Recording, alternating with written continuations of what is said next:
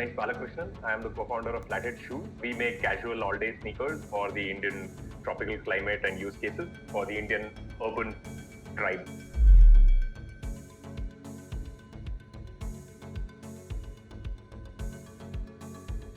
I am actually one of those corporate career ladder guys who went through the rat race for almost 15 years, did my IIT and then IIM and then some consulting and spent about 15 years in corporate before I realized that, okay, my calling is somewhere else. It so happened that a good friend of mine from college, a guy called Utkarsh, who was in the design side where I was in the engineering and business side, we met after 15 years at Honeywell, which was my last corporate stint, and we hit it off. And since then, since 2013, I've been on the entrepreneurial journey. Both of us, we started a mobile payments app called Momo before this. It was in 2013 when 3G had launched. It was a mobile payment that you could do at restaurants, retail stores, and toll roads and so on. We were first of its kind here.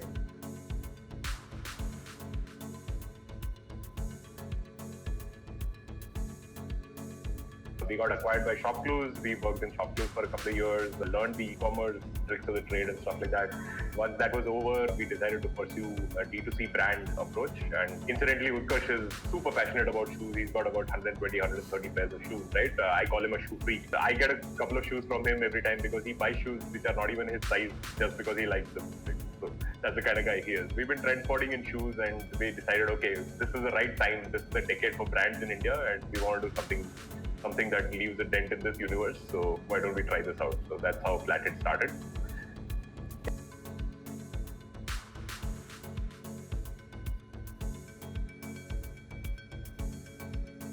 Very early stages for D2C brands in general. People are just starting to get exposed to concept of premium brands and what they have to offer. So discoverability is definitely one big challenge.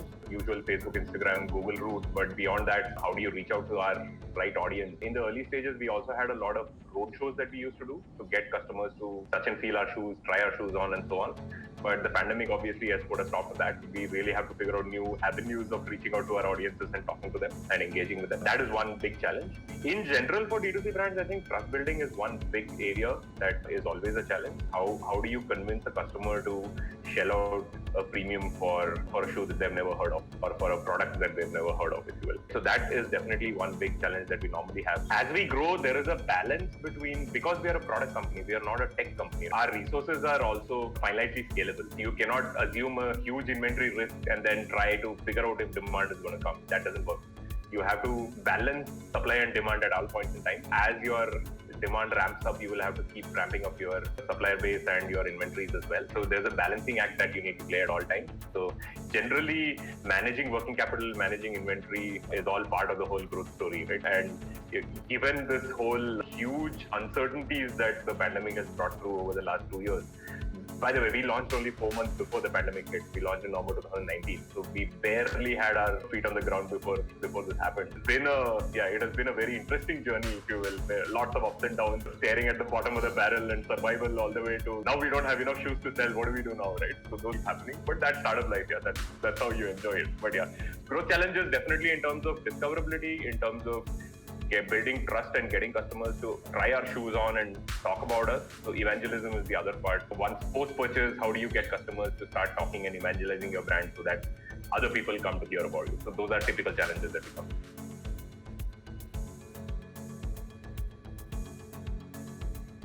When we actually stepped into the D2C brand space from our previous e-commerce stint, we assumed that a lot of the things were available on a plug-and-play basis, right? From a third-party perspective, I'm looking at it saying there are big third-party logistics logistics companies, not brands, companies out there with the technology built out. It should be just a simple matter of getting some API integrations done and get your store going. But in practice, when we actually got into it, it was a very different world. You actually had to build a lot of manual interventions. And as we started growing in terms of scale and order volume, those technology challenges started becoming quite onerous. And it was surprising to see that the technology play was not really built out the way we thought it would have been. And because most of the scale third-party logistics players have grown with the Flipkarts and the Amazons of the world in India, they are built for marketplace models, right? D2C brands have a very different challenge. D2C brands need customer experience on top priority, right? Top means top. You need to have the right way to address customer issues, all the way from the customer purchasing the product to getting the delivery done with a delight factor. If I commit that I'll deliver the shoe to you in 3 days, it should be there in 1 day, right? So there is a delight factor there. Once you get the shoe, if there is an issue with the experience, you have to act really fast, get things done in terms of returns, exchanges, refunds, all that stuff. A lot of those things were not built out at all because that is something that is unique to what D2C brands need in terms of higher priority. So we found a big gap there, and those were the challenges that we had. Slowly, those are getting resolved. I think we found better partners now, but yeah, it's still work in progress, I believe. I think there is no single playbook yet built for D2C brands to succeed in India. We are just building the playbook as we go along, to be honest. For us, at least in the early stages, what is very critical is to experiment with as many things as possible and then try to figure out what works. So we have actually a significant amount of our budgets allocated and resources in terms of people allocated to experimentation at all points in time, right? Whether it is marketing, whether it is supplier development, whether it is product development, there are multiple initiatives going on at all points in time, and one portion of people's time and money is dedicated to doing experiments. Once you do about 10 to 15 experiments, you figure out that 1 or 2 of them work and 15 of the other 13 will fail. And then you double down on the 2 that actually work, right? So we've been doing multiple hacks, right? For us, in terms of traction, for example, we knew that in terms of reaching our customers, in terms of building awareness, we knew that Facebook and Instagram are the bread and butter and you have to spend money there. Facebook is going to take your money like it or not, right? Google is going to take your money like it or not. We do Google ads as well. But then what is the hack, right? So then you start analyzing what and where your target audience is and how do you want to engage with them, right? What is the impression that you want to create? Our target audience is the Indian work tribe because we started out with shoes that are all-day sneakers that are suitable for work and fun environment, right? So these are sober enough that you can wear at work, stylish enough for casual dressing at work kind of a use case. So then you say, okay, where does the work tribe actually hang out? What is the context that they affiliate with the most? And what we found out that LinkedIn is one of the biggest channels there. So we started doing a lot of brand communications on LinkedIn, and that has been one of the single biggest sources of organic traffic. Everybody needs to find their own niche. For example, fitness or personal care products, right? They have built their own community. Sugar has built a beautiful community of engaged audiences where people talk about personal care issues and how to do makeup and all that stuff. Education, fitness is very similar, right? Goki, if you look at it, they have a very vibrant community on the fitness use cases, right? So you need to find your niche and you need to find your channel to reach the customers, and that's true of any D2C brand as such. So we are also on our way to do that. But that's typical. Yeah, there is no secret ingredient or there's no magic that you can just say this works and you can just go ahead.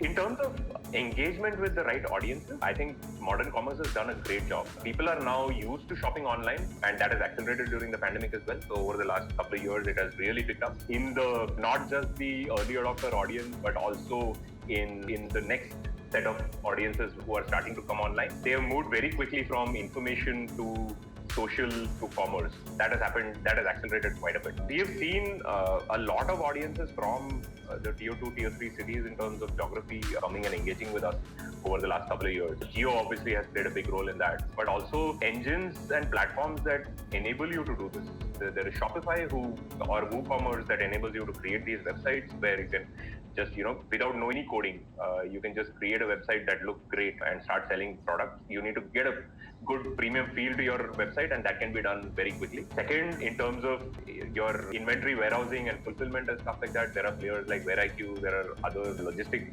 players who come in and who actually have the technology and the physical infrastructure built out for us to very quickly come in and start moving. This is what I talked about in the first question as well, when you said what are the things that we face as fulfillment challenges, right? These pieces are starting to get built out, and it's a great initiative for D2C brands because the focus now can be a lot more on customer experience in general. All these things are enablers for us to go and create an overall customer experience and overall customer service perspective, if you will, and build the right community and build the right audience. Combine this with, as you said, engagement in terms of social commerce, in terms of just micro influencers and small icons, even if not big big celebs. Previously, advertising was all about big celebs, right? Now it is more about influencers, social icons, ambassadors in your right audience, target audience, going and doing this. Even the big cinema industry has been disrupted by the Netflixes and Amazon Primes of the world. They have come in and created, even YouTube, right? So, like if you look at what TBF and AIP are doing, right? It's a completely different way of looking at that industry as well. And there is a lot more engagement. There is a lot more affinity that is there with the audience that they have. So you can do a lot more things with brands when you associate with them, right? So there is huge opportunity there to play around with.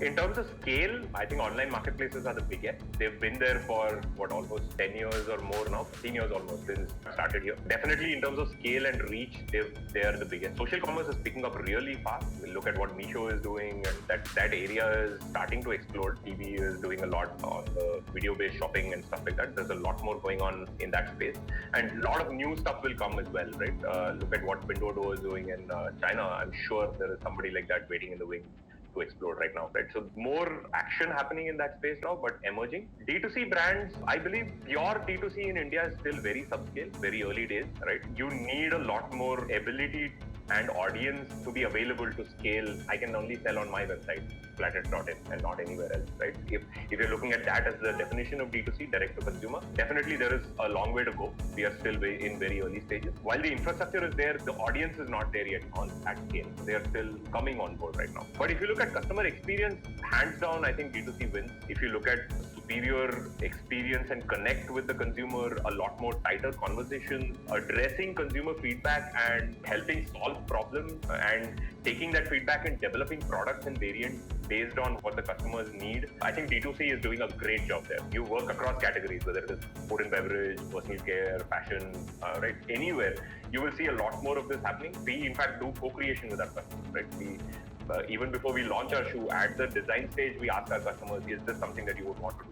The last line of truths that we launched, which was like a work from home shoe, we had 5 different options that we could have potentially gone with. And we just went with the one that the customers wanted the most, the one that they voted the most.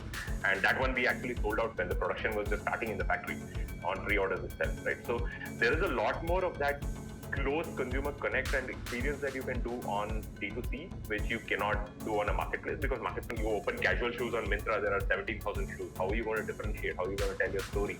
How are you going to, how are you going to talk to your customer in a much more effective way? That's very hard to do on marketplace. Social commerce has a lot more potential there, for sure. We will have to see how it manifests though, right?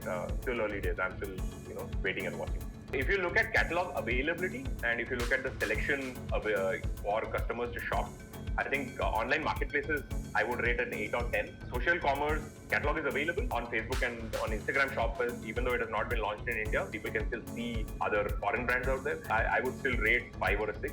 D2C would be emerging because it is so niche and the catalog size is so limited with each of those D2C brands.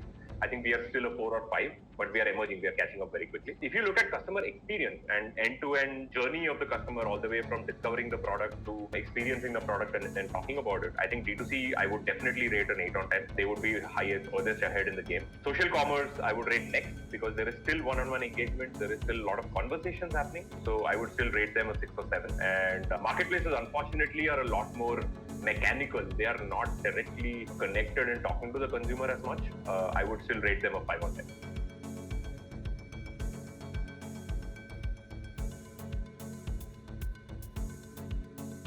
Demand intelligence is probably on a 7 or 8 on 10 for us.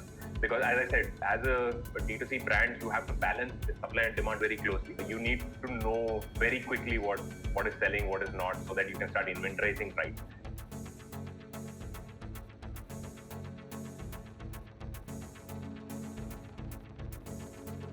I would say 9 on 10 for sure. Customers, the better we communicate with the customer on where the order is and what the status of the order is, the better it is. Because once the customer has spent their money, they're quite anxious, right? So you need to tell them where the issues are.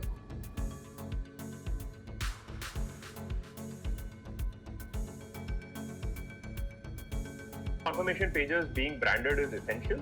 You don't want to break the flow on the website. Right? It shouldn't look like a completely different website you're going to for payment and coming back. I would definitely rate it an 8 on 10.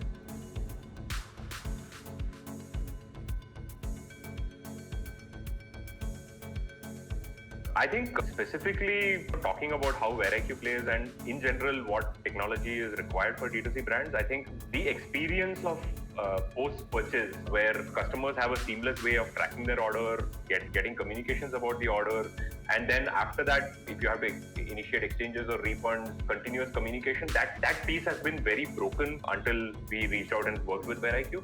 I think the combination of the fact that they are technology first and also operationally efficient is great, right? There was always a player like Unicommerce who was great at technology, but they did not do anything on the operations front. There are other logistics players who are great at the warehousing part of it, but their technology is not that great, right? That combination actually works very well. And especially brands like us who are just starting out, right? We, in terms of daily order velocity and stuff like that, we are not like what Myntra does, right? Nowhere near there. If you look at the large e-commerce based logistics providers, they are tuned to those kind of volumes. They don't pay attention to people like us. We are the long tail for them. Whereas if you look at, which is why we are not able to deliver a superior customer experience, even if we want to. People like VeryIQ enable us to do that. That is on the fulfillment part. Similarly, there are folks like WebEngage and CleverTap on the customer intelligence and analysis part. You talk about the Yellow Messenger guys, you talk about Delight Chat in terms of customer engagement on your website and stuff like that, and ticketing systems, Zendesk, Freshdesk, they do a beautiful job of creating the entire experience for you. I believe that technology is essential. That is the only way a brand can deliver a superior experience.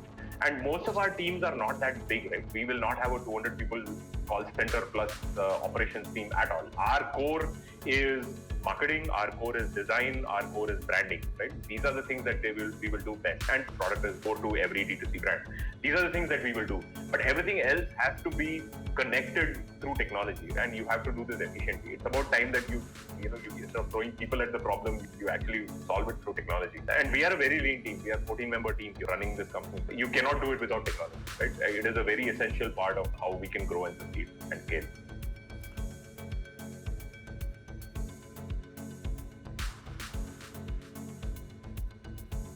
I think over the last year itself, a lot of purchasing behavior for online shoppers has changed.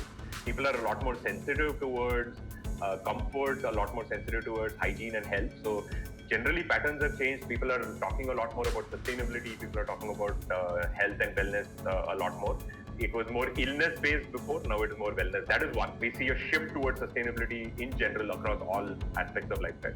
Second, because of the pandemic, people have become a lot more price sensitive, right? So you need to hit the right price points at all points. I think over the next 5 years, as the economy rebounds, it will get better. People will be able to spend more, but at this point in time, it's quite a price sensitive market. Third, in terms of awareness, I think online has undergone a step change in the last year, and that is not going to go away. It is only going to go up from here. So it's a great time to be an online brand, right? So online behavior itself, in terms of shopping, has kicked up, and as people get more and more comfortable with buying online, you will see that growing exponentially. I think good time to be an online brand, if you will, in the next 5 years. One last thing is in terms of audiences, right? What they want. Right now, people have stepped out of just commodity kind of buying, which is purely functional based. If I want a bottle, I will buy it based on how many liters it is, or if I want a car, I will buy it based on how much mileage it is, right? That was the Maruti time of buying.